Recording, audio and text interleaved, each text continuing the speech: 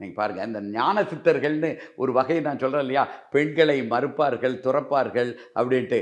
அவங்களும் பெயரளவுக்காவது ஒரு திருமணம்னு ஒண்ணு. இல்லறத்தில இருக்கலாம், இருக்கக்கூடாது. இ இ இல்லற வாழ்க்கையில அனுபவிக்கலாம், அனுபவிக்காம இருக்கலாம். ஆனா பெயரளவுக்காவது அவர்களும் ஒரு திருமணம் செய்திருப்பார்கள். உடனே நம்ம ஆரம்பிச்சிடக்கூடாது. பெண்ணியம் பேசிக்கிட்டு, இங்க அப்போ ஒரு பெண்ணுக்கு அடிமையா செஞ்சுட்டாரா? அப்படியெல்லாம் நம்ம கேட்கக்கூடாது. அதாவது அந்த அந்த ஞான சித்தர்கள்லாம் இப்ப ஒரு திருமணம் பண்ணிட்டு, திருமண வாழ்க்கையில இல்லாமலே இருந்திருக்கிறாங்க. அப்ப அத வந்து ஒரு பெண்ணியத்தோட இன்றைய காலகட்டத்தோட பெண்ணியத்தோட இணைத்து பார்க்கக்கூடாது. ஏன்னா, இந்த முடிவு கணவன், மனைவி 2 பேரும் சேர்ந்து தான் எடுக்குறாங்க. நம்ம இனிமே இல்லறம் வைத்துக் கொள்வோம். இல்லறத்துக்கு ஒரு ஒரு ஒரு சடங்காக இது எனக்கு தேவைப்படுது. அத நான் செஞ்சிடுறேன். ஆனா இல்லறத்தில நம்ம இருக்க போவதில்லை.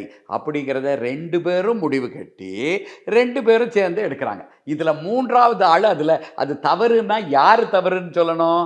அந்த ஞான சித்தர்கள் வடலூர் வள்ளலாக இருந்தாலும் சரி, நம்ப திருஞான சம்பந்தராக இருந்தாலும் சரி, யாராக இருந்தாலும் சரி, அந்த அந்த அவங்களோட மனைவி மட்டும் தான் அத குறை சொல்ல முடியுமே தவிர, வேற யாரும் குறை சொல்ல